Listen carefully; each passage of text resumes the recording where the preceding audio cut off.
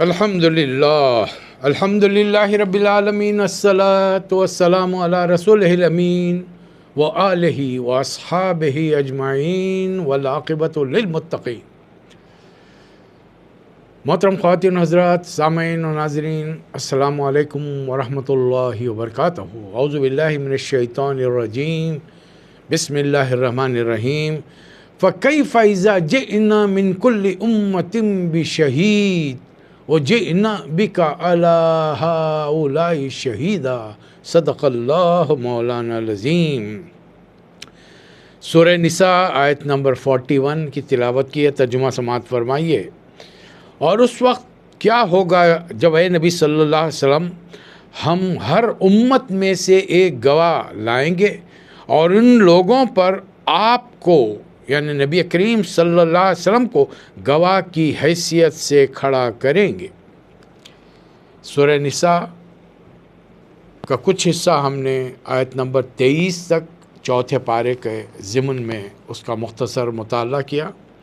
آج 5واں پارہ شروع ہے۔ دراصل ہم یہ جاننے کی کوشش کر رہے ہیں، میں خود جاننے، سمجھنے اور اس کے مطابق عمل کرنے یا دوسروں تک پہنچانے کی ایک تمام تدبیریں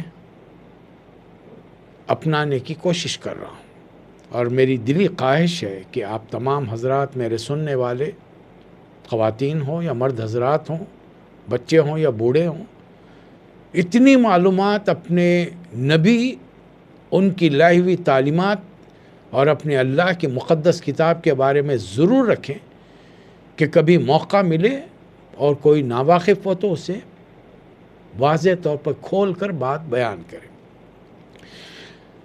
آخری گفتگو ہماری ختم ہوئی تھی کہ ایک انسان کن عورتوں سے نکاح کر سکتا ہے، کن سے نہیں۔ تو اللہ تعالیٰ نے جن سے نکاح نہیں ہو سکتا ان کی فہرست گنا دی،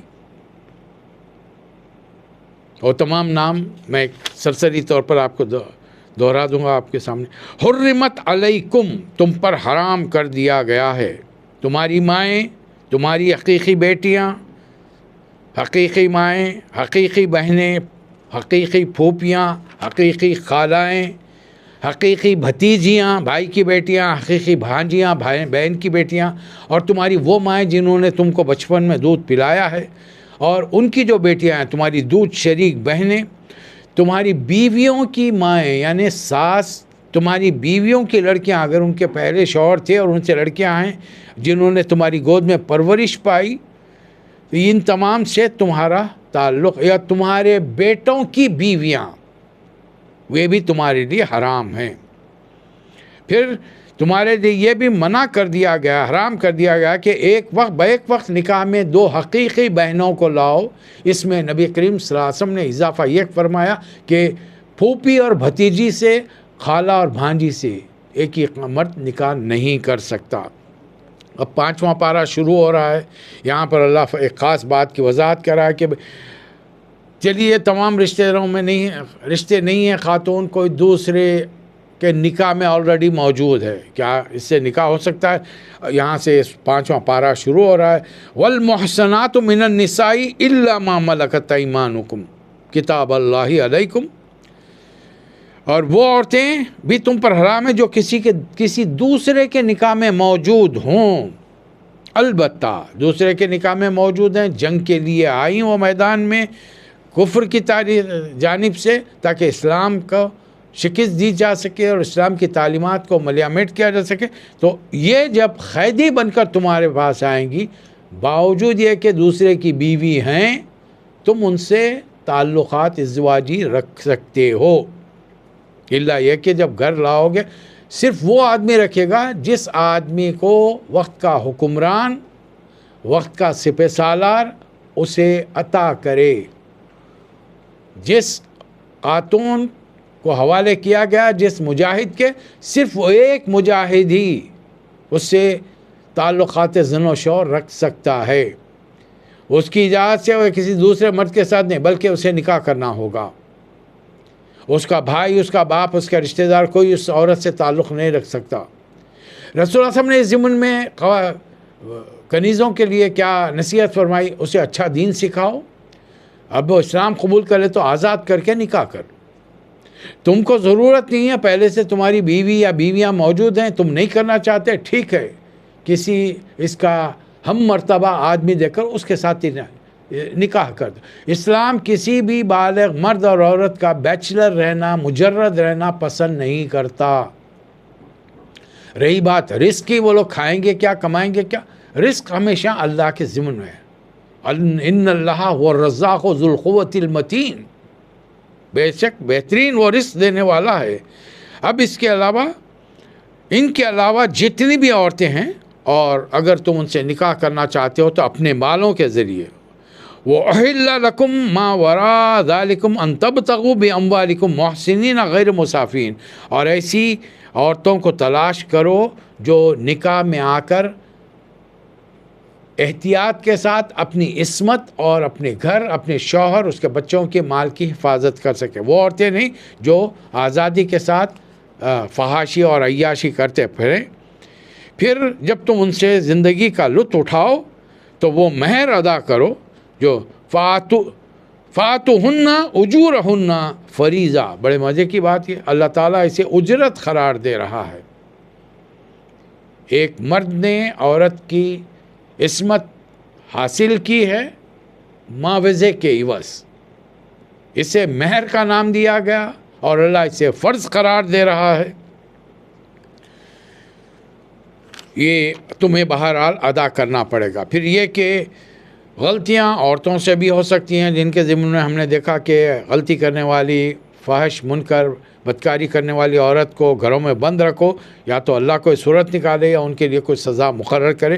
بعد میں سزا، توریت کی سزا کو نبی کریم صلی اللہ علیہ وسلم نے برقرار رکھا کہ شادی شدہ مرد یا عورت اگر فحش بدکاری کریں انہیں پتھر مار کر ہلاک کیا جائے گا. اور یہ ایک اسلامک سوسائٹی، اسلامک مملکت میں ہی ہوگا. اب غیر شادی شدہ لڑکا یا لڑکی اگر یہی کام بدکاری کریں تو انہیں 100 کوڑوں کی سزا دی جائے گی اور ان کی گواہی قبول نہیں کی جائے گی.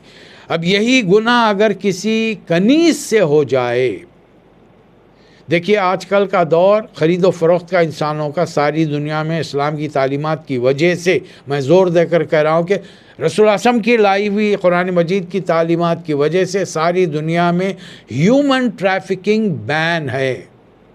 چوری چھپے ہمارے ملکوں میں ہزاروں اغوا کیے جاتے ہیں، لڑکے لڑکیاں مرد عورتیں، اور انہیں غیر ملکوں میں لے کے جا کر بیچا جاتا ہے. یہ ایک علیحدہ چیز ہے. لیکن کسی بھی غیر مسلم ملک میں بھی آج اس وقت ہیومن ٹریفکنگ کے تحت موت کی سزا مقرر ہے کہ آزاد انسان کو غلام بنا کر نہیں بیچا جا سکتا. یہاں پر اللہ تعالیٰ البتہ پرانے زمانے کے قانون کو برقرار رکھا ہے جو آج بھی اپلیکیبل ہے. آج بھی اسلام اور کفر کی جو خالص جنگ ہوگی، اس میں اگر دشمن کی فوج پر مسلمانوں کو فتح حاصل ہوگی تو ان کے میدان میں آنے والی عورتوں کو اسلامی سپہ سالار یا حکمران مسلمان مجاہدین میں تقسیم کر سکتا ہے. یہ اس کے ڈسپوزل پر ہوگا، اس کے اختیار میں ہوگا. اور اگر وہ دیتا ہے تو ایسی عورت کسی آدمی کے ساتھ ہے، کنیز کی حیثیت سے، اس سے بھی غلطی ہو گئی، شہوت کے تحت اس نے بدکاری کر دی، اس کی سزا خاندانی عورت کے مقابلے میں نصف ہوگی. کنواری لڑکی ہے 50 کوڑے ملیں گے، 100 کوڑے نہیں ملیں. یہ سزا سورہ نور میں ہم پڑھیں گے جو سورہ نمبر 24 ہے، جس میں اللہ تعالیٰ نے ان کو سزا دی ہے کہ کنوارا لڑکا لڑکی جب یہ کام کریں تو انہیں اس قسم کی سزا دو. اب آگے اس 5ویں سورے میں اللہ تعالیٰ کچھ ہمیں مزید ہدایت دے رہا ہے، اور اللہ فرماتا ہے کہ اے لوگوں جو ایمان لائے ہو، آپس میں ایک دوسرے کے مال باطل طریقوں سے نہ کھاؤ، لین دین ہونا چاہیے. دھوکہ دینا اسلام میں منع ہے. حدیث مبارکہ ہے من غشنا فلیس منا، جو دھوکہ دے وہ ہم میں سے نہیں ہیں. اس لیے جھوٹ بول کر، غلط بیانی کر کے، جھوٹی قسمیں کھا کر، خراب مال بیچنا اور اس دوسرے کے مال کو ہڑپ کر جانا، یہ اسلام میں نہیں، بلکہ جو بھی لین دین ہو وہ آپس کی رضامندی سے ہونا چاہیے۔ اگر تم بڑے گناہوں سے پرہیز کرو گے تو چھوٹی موٹی برائیاں ہم تمہارے حساب سے نکال کر تم کو عزت کی جگہ پر داخل کریں گے۔ اللہ نے تم میں سے ایک کے مقابلے میں دوسرے کو زیادہ فضیلت دی ہے، لیکن تم یہ تمنا مت کرو، وَلَا تَتَمَنَّوْا مَا فَضَّلَ اللَّهُ بِهِ بَعْضَكُمْ عَلَىٰ بَعْضٍ، اللہ نے تم میں سے بعضوں کو بعضوں پر فضیلت دی ہے، مال زیادہ دیا ہے، کسی کو خوبصورتی، کسی کو طاقت، کسی کو کرسی دی ہے، اس لیے تم تمنا حسد مت کرو۔ وَمِن شَرِّ حَاسِدٍ إِذَا حَسَد، اس کے برخلاف رشک کرو، جیلسی مت کرو، envy کرو، ENVY۔ یہ کیا ہے؟ اللہ میرے بھائی کو تو نے بہترین گاڑی دی ہے، اعلیٰ عہدہ دیا ہے، خوبصورت بیوی دی ہے، اس کو مال و متاع دیا ہے، اس کے عالم مال میں ہر چیز میں خیر برکت عطا فرما، مجھے بھی عطا کر۔ یہ ہے envy، رشک، یہ اسلام میں جائز ہے۔ اس کے برخلاف حسد، بغض کیا ہے؟ یا اللہ اسے کیوں دیا، مجھے کیوں نہیں دیا، اس کا مال تباہ ہو جائے، اس کے مال میں نقصان ہو جائے، وہ گھاٹا ہو جائے، اس کی گاڑی کو ٹکر ہو جائے، یہ حسد ہے، یہ نہیں کرنا چاہیے۔ پھر اللہ تعالیٰ فرما رہا ہے مردوں کا حصہ الگ ہے جو انہوں نے نیکیاں کمائیں، عورتوں کا حصہ الگ ہے۔ دین کے معاملے میں، عبادات کے معاملے میں ہر کوئی، عورتیں مردوں سے زیادہ فضیلت حاصل کر سکتی ہیں عبادات کے معاملے، لیکن دنیاوی معاملات اور کاموں میں اللہ تعالیٰ نے کچھ ان کے لیے دائرے مقرر کر رکھے ہیں، جہاں جن میں عورتوں کا داخلہ منع ہے، وہ کام صرف مردوں کے ہوں گے۔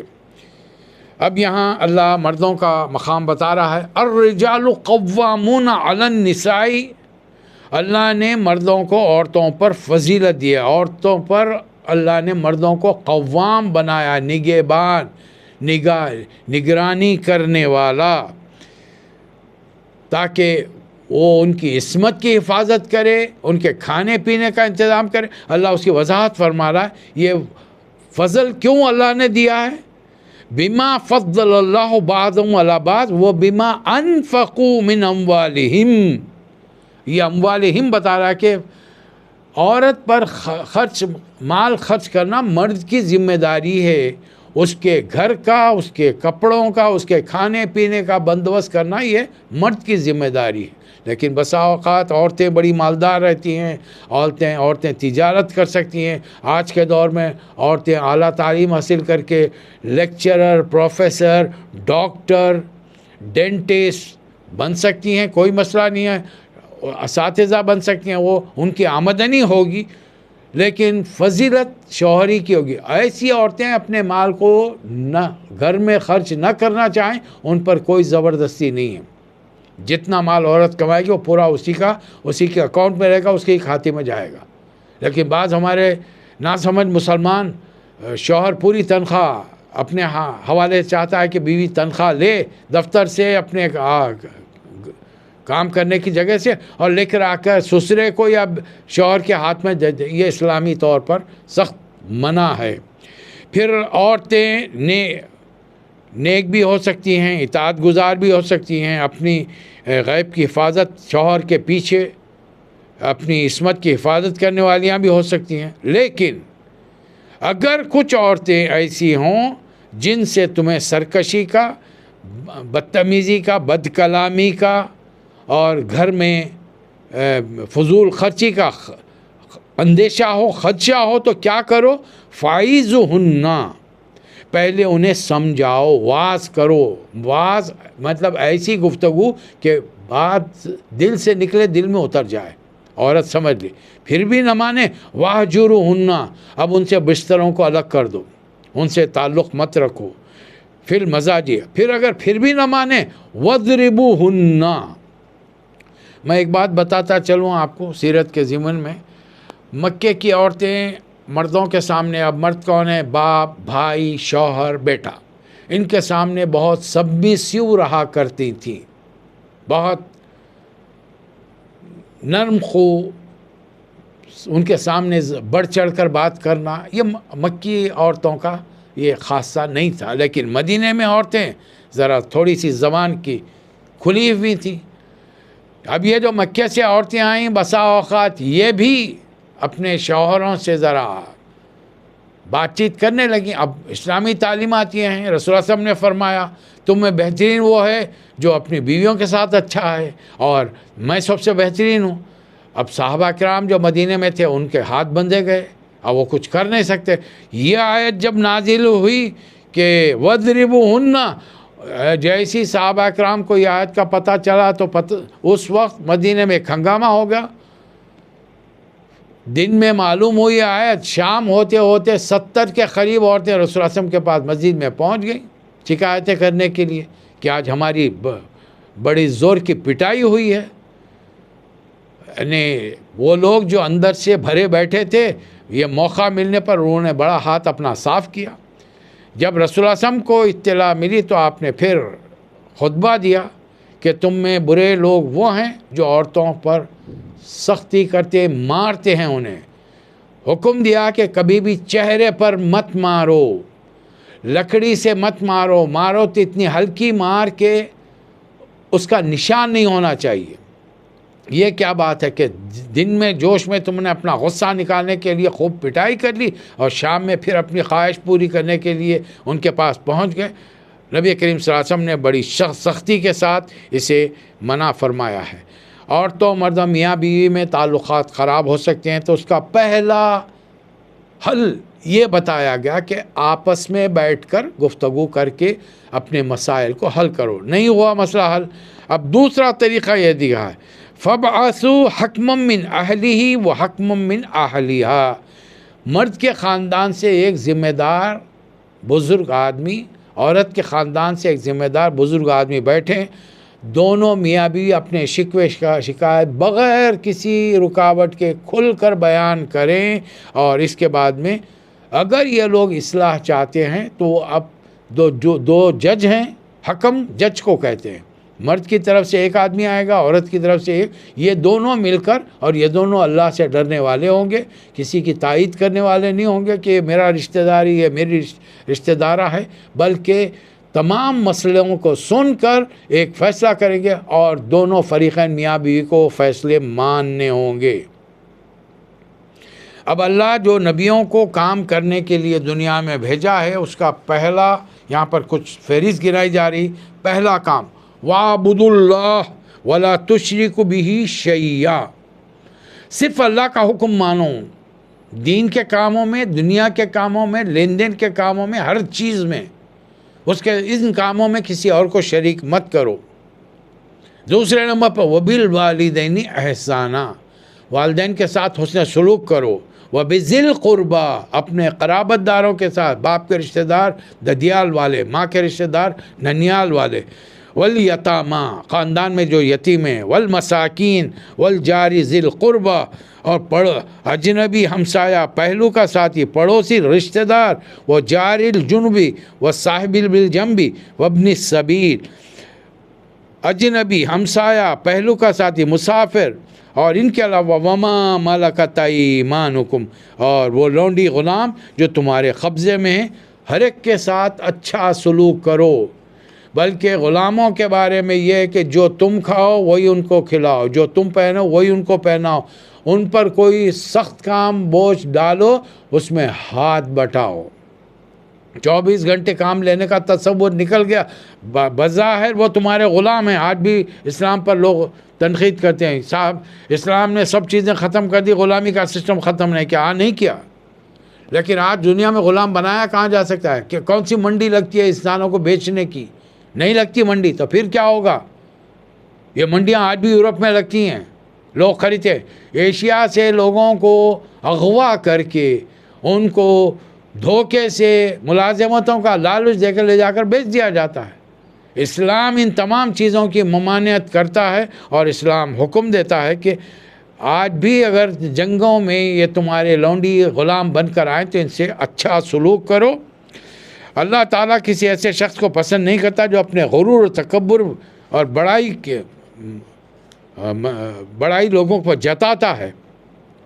اور اللہ کو ایسے لوگ بھی پسند نہیں جو کنجوسی کرتے ہیں، دوسروں کو کنجوسی کی ہدایت دیتے ہیں، اور جو کچھ اللہ نے اپنے فضل سے دیا ہے اسے چھپاتے ہیں۔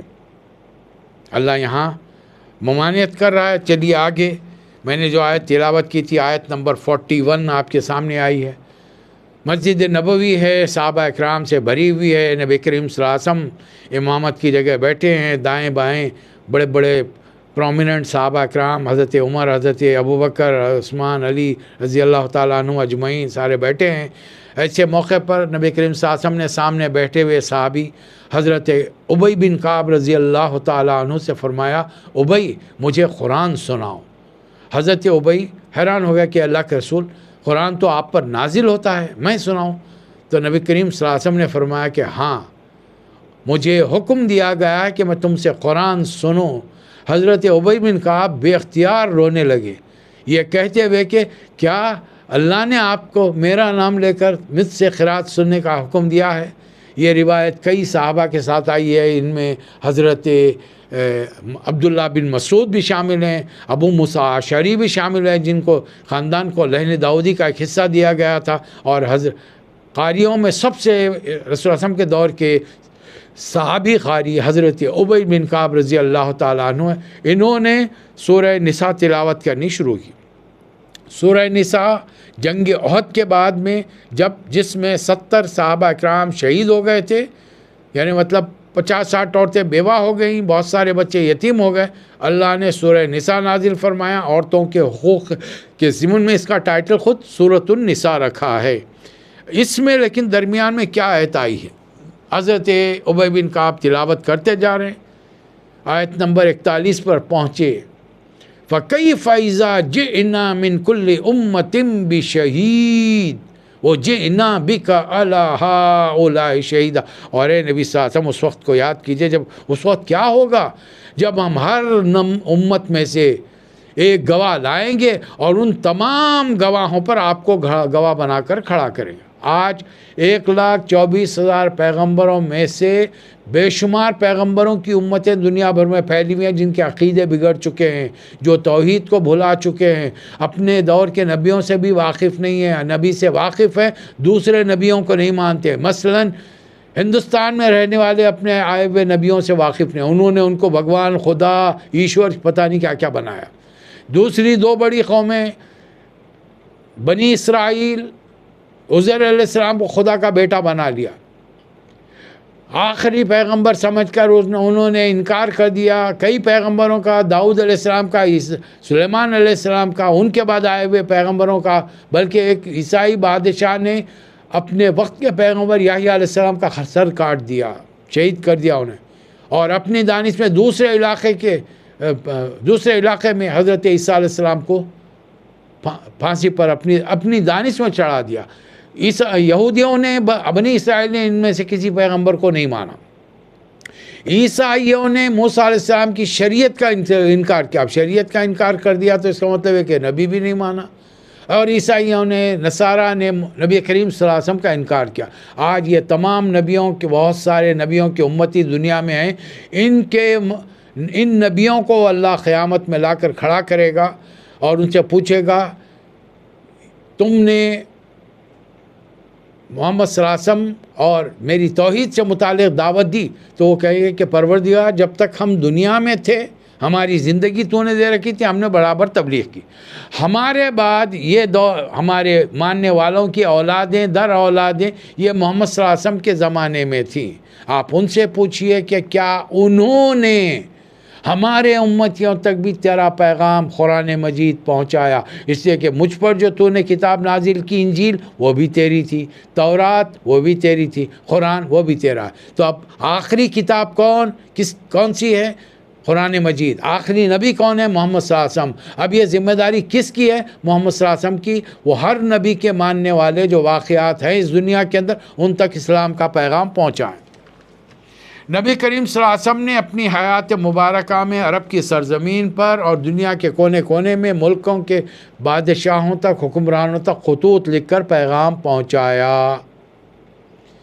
نبی کریم صلی اللہ علیہ وسلم پلٹ کر کھڑے رہیں گے اور پوچھیں گے صحابہ اکرام سے کیا تم نے پیغام پہنچایا، وہ جواب دیں گے ہاں اللہ کے رسول ہم ان ممالک تک بھی پہنچ گئے تھے، ہم نے یہاں کے لوگوں کو اپنے زمانے میں ہم نے اسلام پہنچایا۔ صدی 2 صدی پھر آئے گی 14ویں صدی، قمری اعتبار سے ہم 1445 میں ہیں اور شمسی اعتبار سے ہم 21 سینچری میں چل رہے ہیں۔ اس زمانے کے رسول اللہ علیہ وسلم کے امتی، قرآن کے ماننے والے، اسلام کے نام لیوا کون ہیں، توحید کے ماننے والے کون ہیں؟ ہم مسلمان۔ اب جب ہماری صدی کا ذکر آئے گا، ہم سے نبی کریم صلی اللہ علیہ وسلم پوچھیں گے کیا تم نے اپنے دور کے ان تمام نبیوں کے ماننے والوں کے جو باقیات تھیں ان تک اسلام کو، میری لائی ہوئی تعلیمات کو پہنچایا؟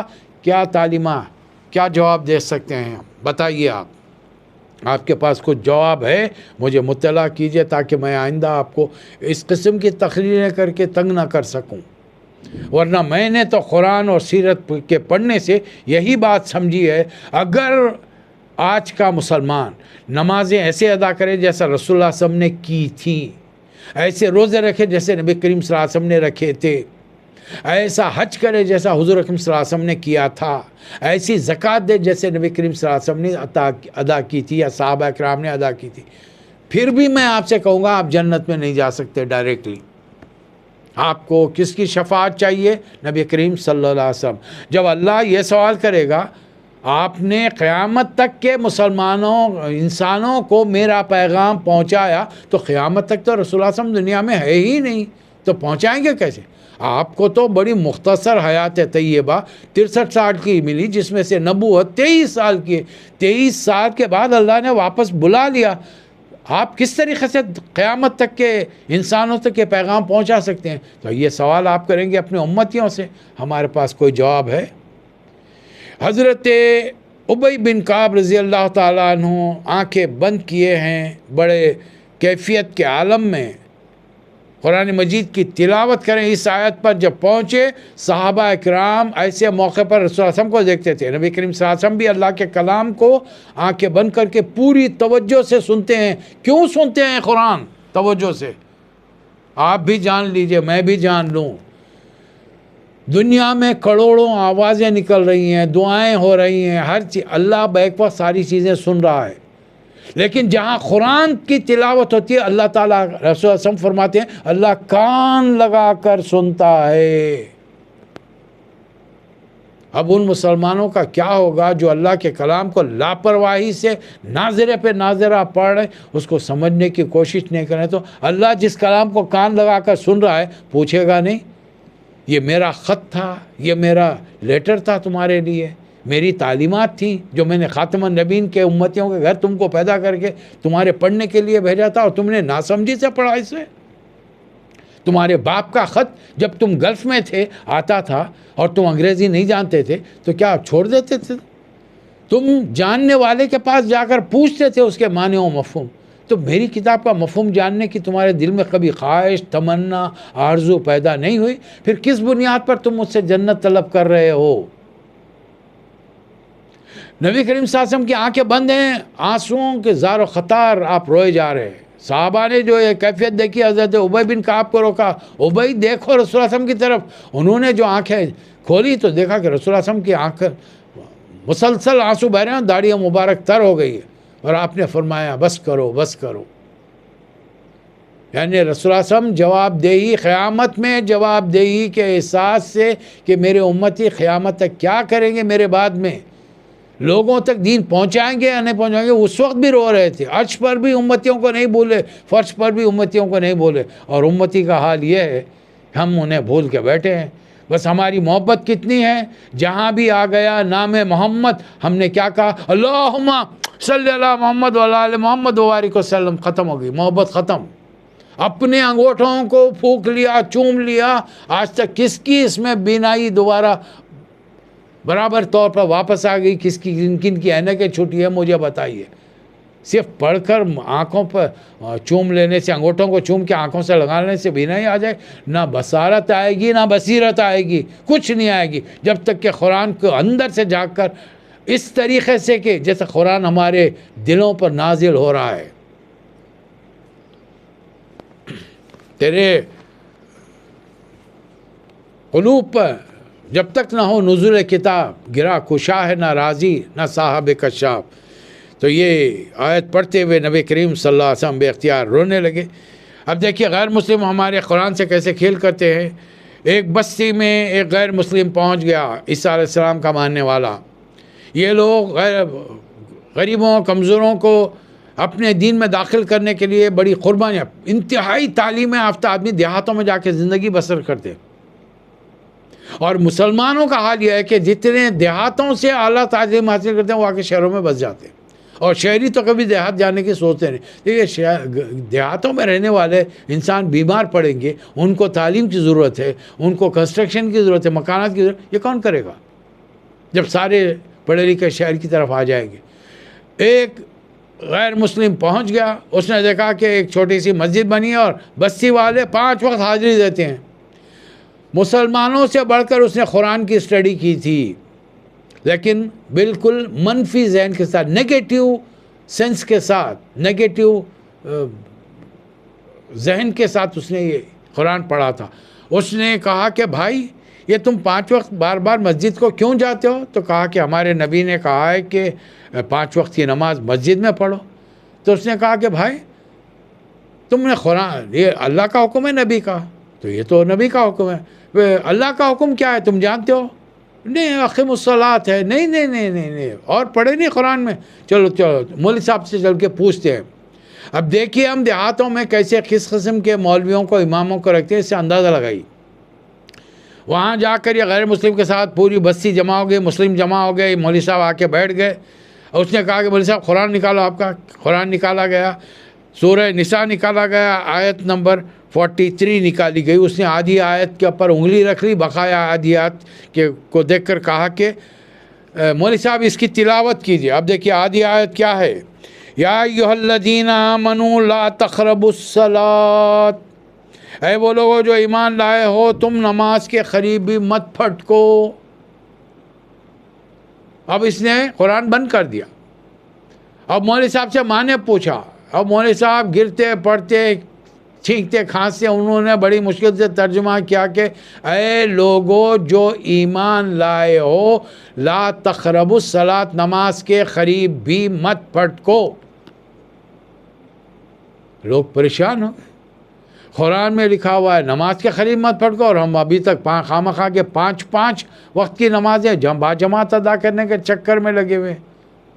چونکہ امام صاحب کو پتہ ہی نہیں تھا مولوی صاحب کو کہ آیت کے اگلے حصے میں انہیں کیا چیز اس نے چھپائی ہے، وہ انتم سکارا، جب تم نشے میں ہو. یہ نماز کا، شراب کا دوسرا حکم ہے. انتہائی شراب کے عادی لوگوں کو بیک وقت شراب چھوڑانے سے ان کی جان کو خطرہ ہو سکتا ہے، اور اللہ کے نزدیک انسانی جان بہت عزیز ہے.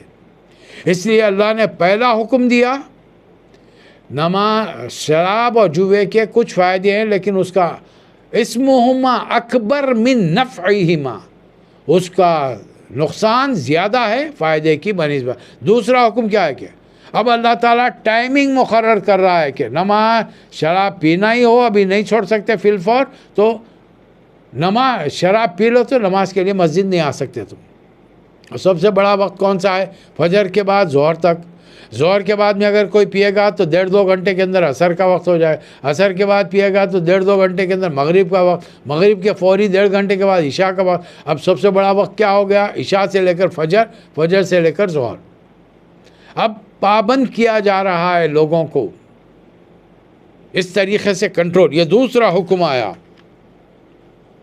اور اس کی وجہ کیا بیان کی کہ نشے کے عالم میں ہو سکتا ہے کہ ہمیں پتہ ہی نہیں تم نے نماز کی جگہ کوئی غزل پڑھ لی، گانا گا لیا، کوئی نظم پڑھ لی. حتیٰ تعلموا ما تقولون، جبکہ تمہیں یقین ہو کہ تم کیا پڑھ رہے ہو نماز کے اندر، اللہ کا کلام پڑھ رہے ہو یا کچھ اور پڑھ، بلکہ حدیث بھی نہیں پڑھ سکتے آپ نماز کے اندر. نماز میں صرف قرآن کی تلاوت ہوگی قیام کی حالت میں. رکوع میں قرآن نہیں پڑھا جائے گا، سجدے میں قرآن نہیں پڑھا جائے گا.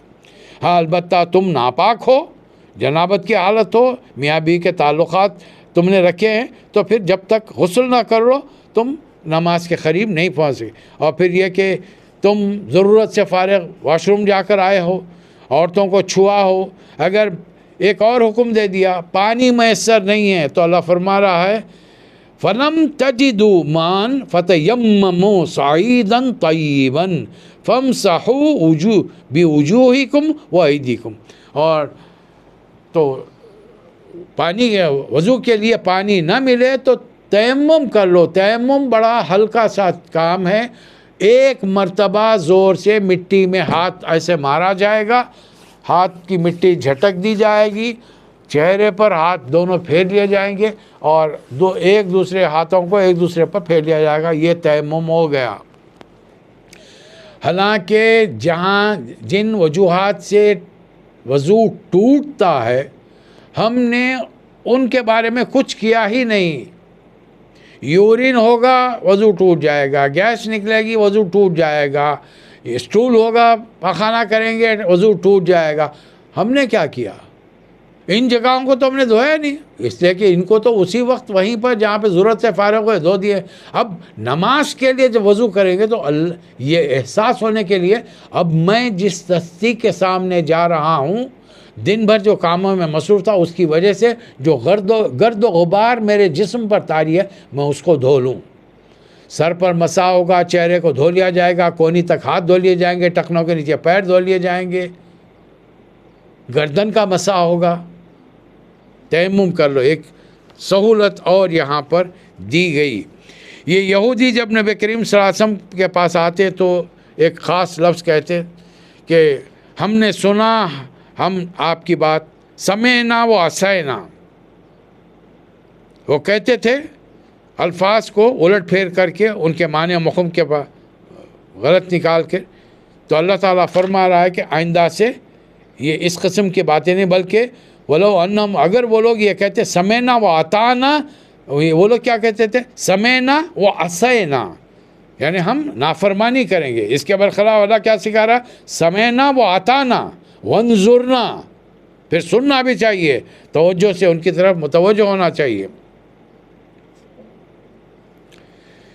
پھر اللہ تعالیٰ ہم کو اہل کتاب سے ڈائلاگ کرنے کا حکم دے رہا، یا ایھا الذین آمنوا، یا ایھا الذین اوتوا الکتاب آمنوا، اے اہل کتاب ایمان لاؤ، جو چیز ہم پر نازل ہوئی، جو چیز تم پر نازل ہوئی، اس سے پہلے کہ اللہ تعالیٰ تمہارے چہرے بگاڑ دے، اور ایسے بگاڑے جیسے اس نے اصحاب سبت بندر ان لوگوں کو جنہیں اللہ نے بندر بنا دیا تھا، ان کی طریقے سے تمہارے شکلوں کو بگاڑ دیا جا رہا ہے۔ یہ آیت تقریباً 2 مرتبہ دہرائی گئی ہے۔ دیکھیے پورا قرآن پڑھنے سے جو اس کا لب لباب نچوڑ رس نکلتا ہے وہ اس آیت میں، ان اللہ لا یغفر ان یشرک بہ ویغفر ما دون ذلک لمن یشاء، اللہ شرک کو معاف نہیں کرے گا۔ شرک کیا ہے؟ اللہ ہر چیز، ہر آواز کو سن رہا ہے۔ اب میں یہ عقیدہ کسی ہستی کے بارے میں گھڑ لوں کہ وہ بڑے نیک تھے، متقی تھے، وہ بھی میری آواز کو ہر جگہ سے سن رہے ہیں، یہ شرک ہے۔ اللہ ہر پل اپنی مخلوق کو دیکھ رہا ہے۔ ہم یہ تصور کریں کہ ہمارے بابا صاحب، پیر صاحب ہزاروں لاکھوں میل دور ہم سے بیٹھے ہیں، لیکن وہ بھی ہم کو دیکھ رہے ہیں، ہماری سن رہے ہیں، ہماری فریاد سن رہے ہیں، ہماری بگڑی بنا رہے ہیں، ہماری ضرورتوں کو پورا کر رہے ہیں، تو پھر اللہ میں ان میں کیا فرق ہوگا؟ یعنی ہم نے معمولی مخلوق کو لے جا کر خدا کے ذریعے بٹھا دیا، یا پھر خدا کو لا کر معمولی مخلوق کے ساتھ بٹھا دیا۔ اللہ فرما رہا ہے کہ میں یہ شرک معاف نہیں کروں گا۔ اس کے علاوہ کوئی آدمی سمندر بھر کے جتنا پانی ہے قطرے اتنا گناہ کرے، پہاڑوں میں جتنے ذرے اتنے گناہ کر لے، شاید اللہ معاف کر لے۔ بدکاری کرے، ڈاکے ڈالے، انسانوں کو اللہ اتنا مہربان ہے۔ ہم جب آخری پاری میں جائیں گے تو سورہ بروج میں آپ کے مطالعے میں آپ پڑھ چکے ہوں گے، آپ کے مطالعے میں ہوگا، کچھ انسانوں نے اپنے رشتہ داروں کو، عزیزوں کو، بستی والوں کو اپنے سامنے زندہ آگ میں ڈھکیلا، جلایا۔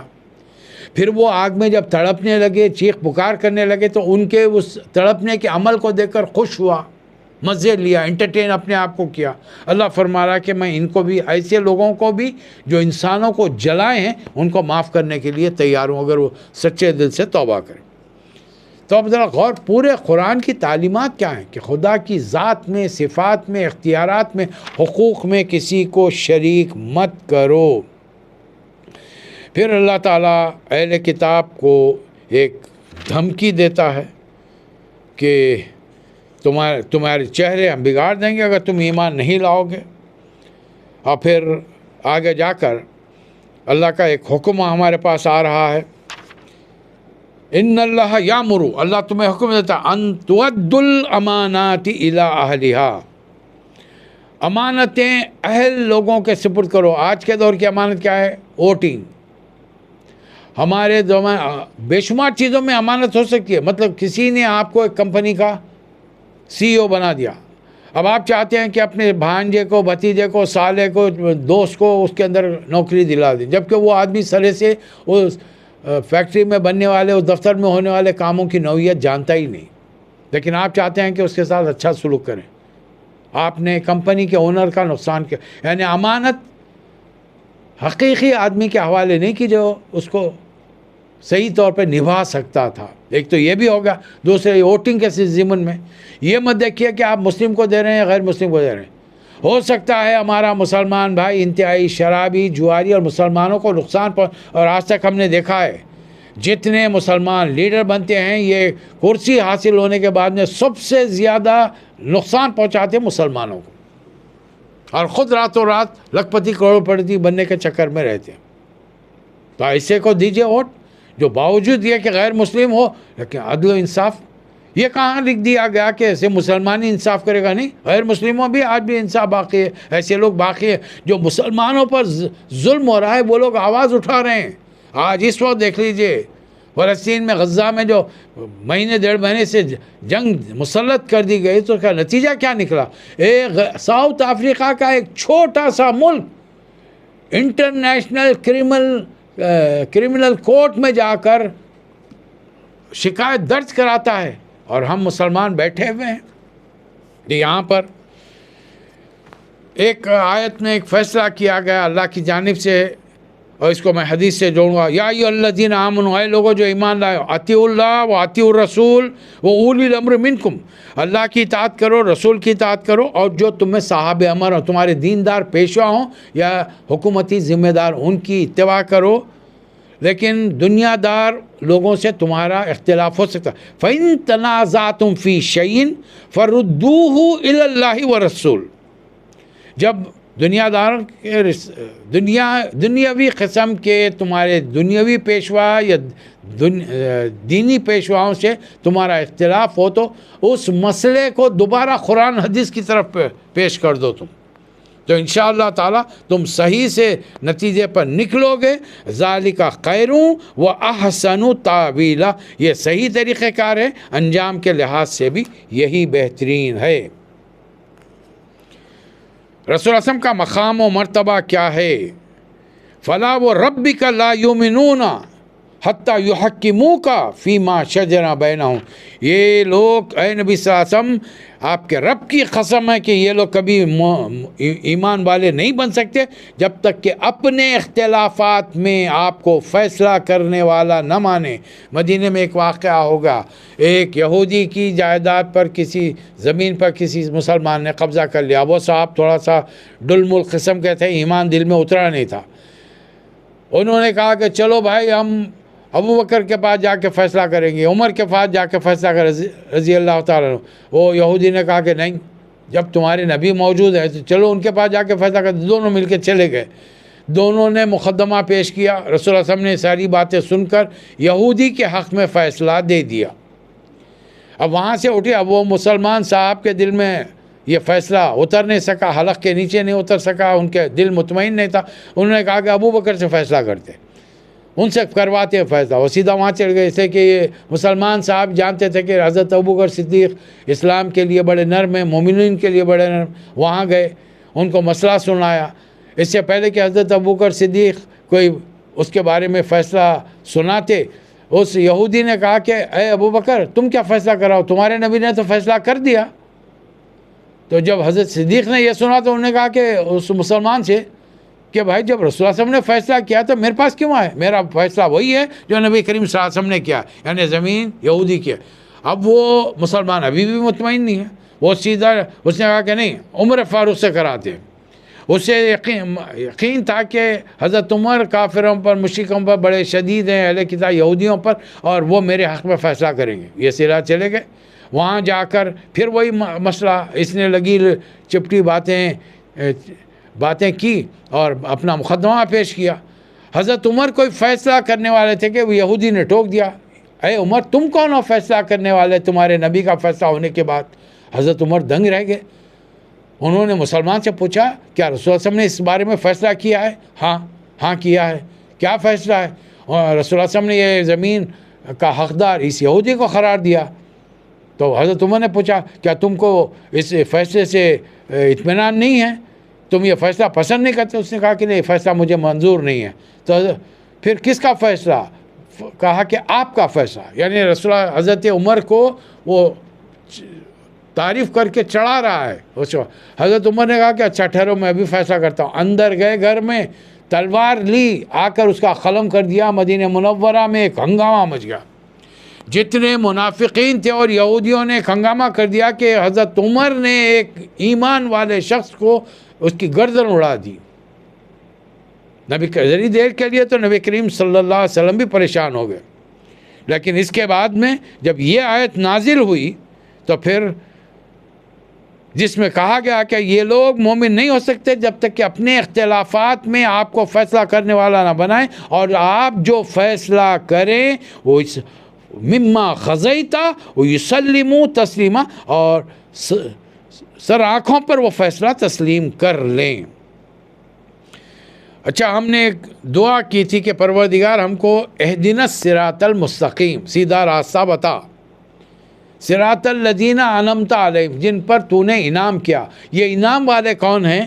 اللہ تعالیٰ اس کی تفصیل سورہ نساء میں بتا رہا ہے، آیت نمبر 69 میں، وَمَن یُطِعِ اللَّهَ وَرَسُولَهُ فَأُولَٰئِکَ مَعَ الَّذِینَ أَنْعَمَ اللَّهُ عَلَیہم مِنَ النَّبِیِّینَ وَالصِّدِّیقِینَ وَالشُّہَدَاءِ وَالصَّالِحِینَ وَحَسُنَ أُولَٰئِکَ رَفِیقًا۔ تو پتہ چلا اللہ جن پر انعام کرتا ہے ان کی 4 کیٹیگریز ہیں۔ ایک تو یہ کہ نبی ہیں، صدیقین ہیں، شہداء ہیں، صالحین۔ نبی آئے، ہمارے نبی خاتم النبیین تھے، اب نبیوں کا دور ختم ہو گیا۔ صدیقین، ہر نبی امت میں ایک صدیق ہوتا ہے، حضرت ابوبکر صدیق صدیق اکبر ہے۔ اب بچ گئے کون؟ شہداء۔ یہ مقام مجھے اور آپ کو مل سکتا ہے، تمنا مت کیجئے، رسول اللہ علیہ وسلم نے منع کیا ہے، البتہ آرزو کیجئے کہ اللہ ہم کو شہادت کی موت دے۔ کیوں نہیں کر سکتے؟ آپ کو ایک ملک سے دوسرے ملک جانے کے لیے ویزا کی ضرورت ہے، اور جب پتہ چلے گا کہ آپ اسلام کے جہاد کے لیے جا رہے ہیں آپ کو کوئی جانے نہیں دے گا۔ اب ایک آخری کیٹیگری ہے، اس میں آپ کو جانے کی ضرورت نہیں ہے۔ اپنے آپ کو رسول اللہ صلی اللہ علیہ وسلم اور صحابہ اکرام کی زندگی میں ڈھال لیجئے، آپ کا شمار میرا شمار صالحین میں ہونے لگے گا، اور ہم پر اللہ کا انعام یقیناً آئے گا۔ اچانک گفتگو چل رہی ہے کہ اللہ کا انعام کس پر آتا ہے؟ اللہ تعالیٰ ایمان والوں کو حکم دے رہا، یا ایھا الذین آمنوا خذوا حذرکم فانفروا ثبات او انفروا جمیعا۔ اے ایمان والو، مقابلے کے لیے، دشمن سے مقابلے کے لیے ہر وقت تیار رہو، اور جب بھی موقع ملے چھوٹے چھوٹے گروپوں میں یا بڑا گروپ بنا کر نکلو۔ اب بولیے، لیکن تم میں کچھ لوگ ایسے ہیں جو لڑائی سے جی چراتے ہیں اور کونے میں چھپ کر بیٹھے رہتے ہیں، اور مصیبت آئی تو کہتے ہیں کہ اللہ نے مجھ پر بڑا کرم کیا کہ میں تم لوگوں کے ساتھ نہیں گیا، اور اگر اللہ کی طرف سے تم لوگوں کو فتح مل گئی تو کہتے ہیں کہ بھائی تو میں تمہارا ہی آدمی ہوں۔ اللہ ہم سے پوچھ رہا ہے، 1400 سال پہلے بات اور تھی، آج 1400 سال کے بعد مختلف دنیا کے علاقوں میں مسلمانوں پر ظلم ہو رہا ہے، اور اللہ ان تمام مسلمانوں سے مخاطب ہو کر پوچھ رہا ہے، وَمَا لَكُمْ لا تقاتلون فی سبیل اللہ، تم کو کیا ہو گیا ہے کہ تم اللہ کی راہ میں لڑتے نہیں ہو؟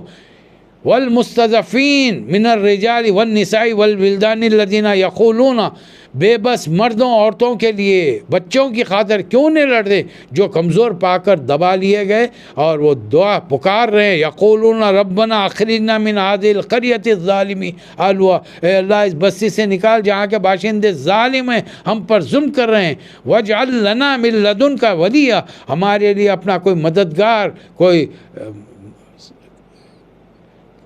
ہماری مدد کرنے والا کیوں نہیں، وجل لنا من لدن کا نصیرہ، ہماری طرف اب حامی اور مددگار اپنی طرف سے پیدا کر دے۔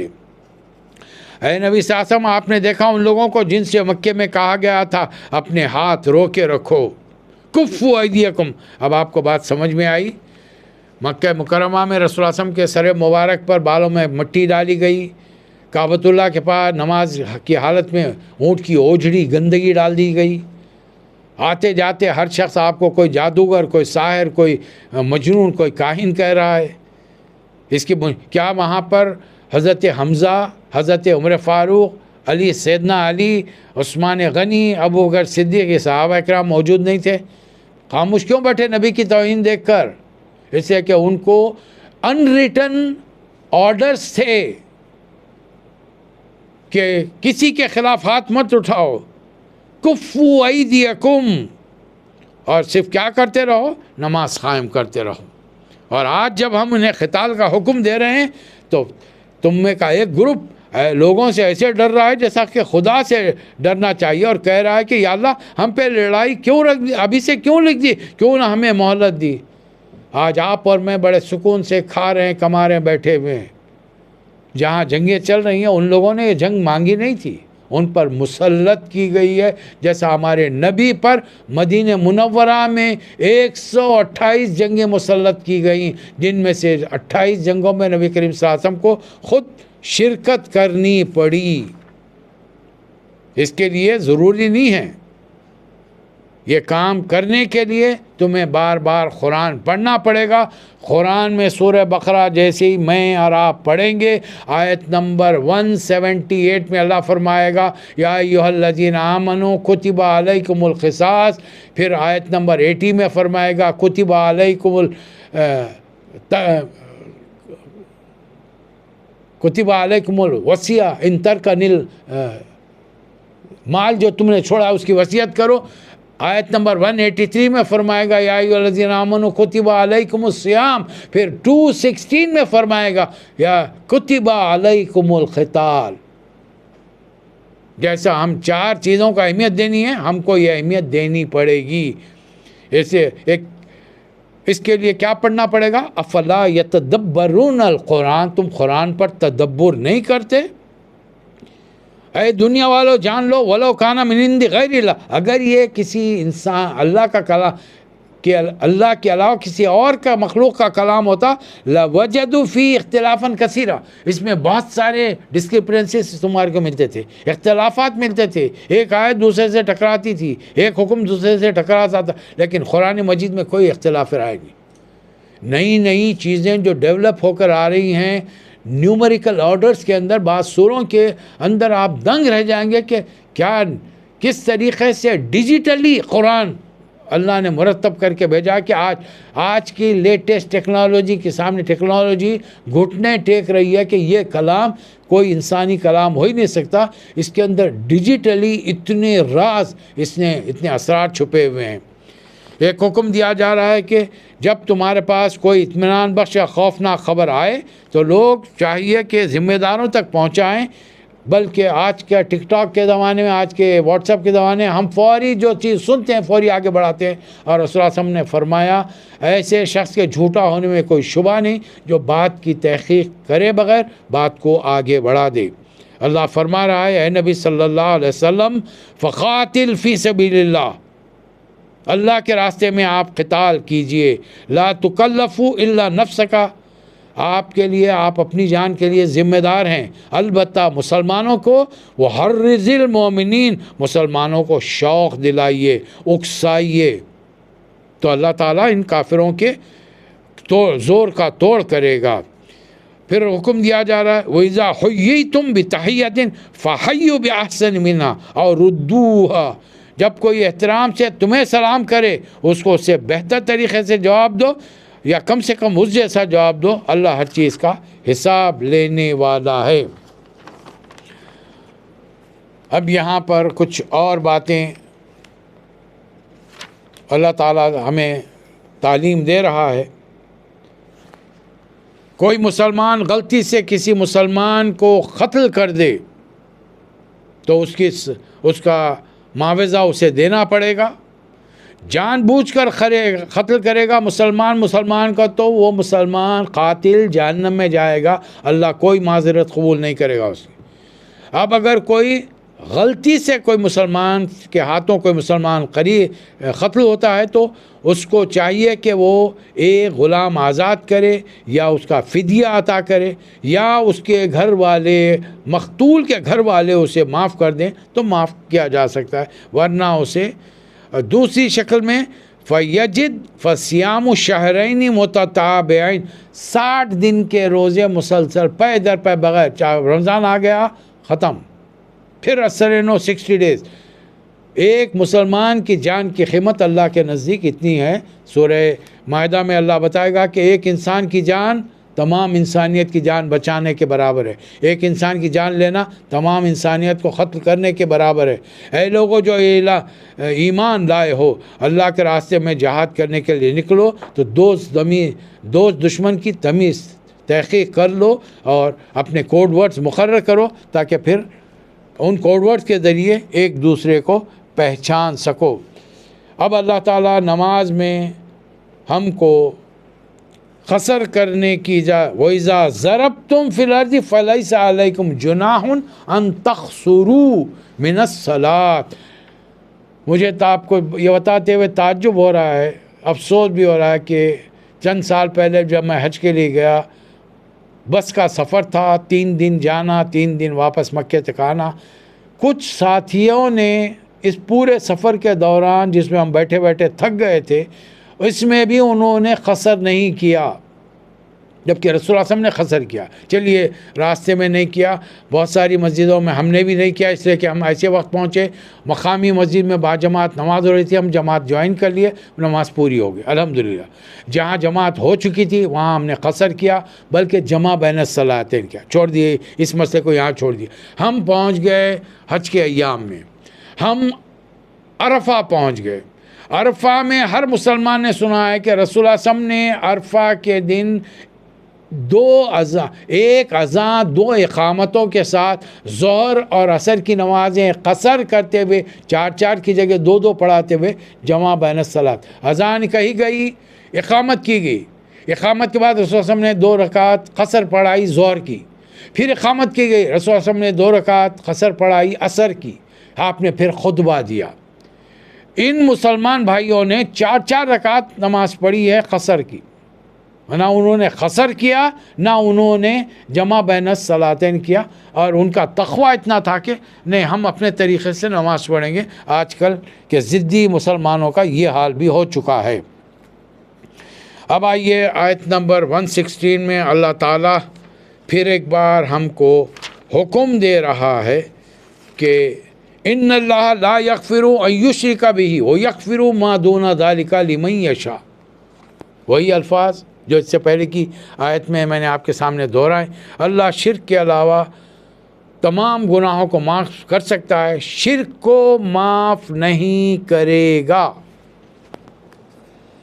اب میاں بھی میں پھر آپ کے سامنے اپنی بات دہراؤں گا. نبی کریم صلی اللہ علیہ وسلم انسانی تعلقات دوستوں کے ہوں, رشتہ داروں کے ہوں, پڑوسیوں کے ہوں, میاں بیوی کے ہوں, ماں باپ کے ہوں, دوسرے ممالک کے لوگوں سے ہوں, ان رشتوں کے بارے میں تعلیمات دینے کے لیے آئے ہیں. ہم کو ٹیکنالوجی سکھا کر آج کا ٹیلی فونس بنانے کے لیے, میزائل بنانے کے لیے, ٹیکنالوجی کے اندر سیٹلائٹ بنا کے آسمانوں میں اڑانے کے لیے, یہ ٹیکنالوجی سکھانے کے لیے نہیں آئے. آپ اصل میں آئے ہیں انسانی تعلقات بحال کرنے کے لیے. اب آئیے انسانی تعلقات میں اللہ تعالیٰ ذکر فرما رہا ہے کہ وہ عورت وَإِنِ امْرَأَةٌ خَافَتْ مِنْ بَعْلِهَا نُشُوزًا, اگر کسی عورت کو اپنے شوہر سے بدسلوکی کا یا بے رخی کا خطرہ ہو تو اس بات میں کوئی مضائقہ نہیں کہ میاں بیوی کچھ حقوق کی کمی بیشی پر آپس میں صلح کر لیں۔ مثلاً ایک آدمی کی 4 بیویاں ہیں، 2 بیویاں ہیں، دوسری بیوی اپنی بد مزاجی کی وجہ سے، بد کلامی کی وجہ سے، اپنی خاندانی کبر، غرور، حسن کی وجہ سے شوہر کو گھاسی نہیں ڈالی، اب وہ شوہر اسے چھوڑنا چاہتا ہے، یا بدصورتی کی وجہ سے، کسی وجہ سے بھی اگر شوہر اسے چھوڑنا چاہے تو اب وہ جو عورتوں کے پورے حقوق ہے طلاق دینا چاہے تو اللہ طلاق کو روکنے کے لیے اس عورت کو حکم دے رہا ہے کہ کچھ اپنے حقوق میں کمی پر راضی ہو کر اسی مرد کے ساتھ زندگی گزارو۔ یہ اللہ کا حکم ہے، لیکن آج مسلمانوں کے درمیان یہ تمام چیزیں، اکڑ ہماری، انانیت، ایگو ہماری اتنی عورتوں کی، مردوں کی بڑھ چکی ہے، وہ صرف جدائی کی بات سوچتے ہیں۔ اللہ حکم دے رہا ہے کہ اگر تم نے ایک سے زیادہ شادیاں کی ہوں وَلَن تَسْتَطِيعُوا أَن تَعْدِلُوا بَيْنَ النِّسَاءِ وَلَوْ حَرَصْتُمْ، تم اگر عدل کرنا چاہو تو بھی نہیں کر سکتے، چند چیزوں کے علاوہ، کپڑے، کھانے پینے کے لیے کپڑا، گھر کا اتنا بندوبست۔ اب ایک خاتون زیادہ پسند آ رہی ہے، دوسری اپنی واجبی شکل کی وجہ سے کم پسند آ رہی، تو اللہ فرما رہا ہے کہ اس کے حقوق میں کمی مت کرو۔ بیویوں کے ساتھ عدل کرنا انتہائی مشکل ترین کام ہے، اس لیے اتنا بھی کسی ایک بیوی کے قریب مت ہو جاؤ کہ دوسری بیوی کو لٹکتا ہوا چھوڑ دو، اور قیامت کے دن ایسا شخص جو دوسری بیوی کے ساتھ انصاف نہیں کرے گا وہ ایسا آئے گا جیسا آدھا دھڑ نہیں ہے، آدھے دھڑ کا انسان۔ اب آگے جا کر اللہ تعالیٰ آیت نمبر 135 میں ہمیں حکم دے رہا ہے، اے لوگو جو یا ایھا الذین آمنوا کونوا قوامین بالقسط، تم انصاف کے گواہ بنو، چاہے وہ گواہی تمہارے باپوں پر، تمہارے رشتہ داروں پر، والدین، تمہاری ذات پر اور تمہارے اپنے لوگوں پر کیوں نہ آئے۔ اور اگر تم کسی مقدمے کے قاضی بنو، حکم بنو، یہ مت دیکھو کہ یہ غریب ہے میں اس کے حق میں فیصلہ دے دوں گا، نہیں، جو حق فیصلہ ہے وہ چاہے وہ مالدار کے حق میں ہو، چاہے وہ غریب کے حق میں ہو، اس سے کہ اللہ جانتا ہے کہ صحیح فیصلہ دینے کے نتیجے میں کس کو فائدہ، کسی کو نقصان ہو سکتا ہے۔ اے لوگوں جو ایمان لائے ہو، مومنوں کو چھوڑ کر کافروں کو، مشرکوں کو اپنا دوست نہ بناؤ۔ جو لوگ اللہ رسول کے حکم کی، اللہ کی، فرشتوں کی، کتابوں کی، رسولوں کی، قیامت کی کا انکار کریں گے، وہ لوگ گمراہی میں بہت دور تک نکل گئے۔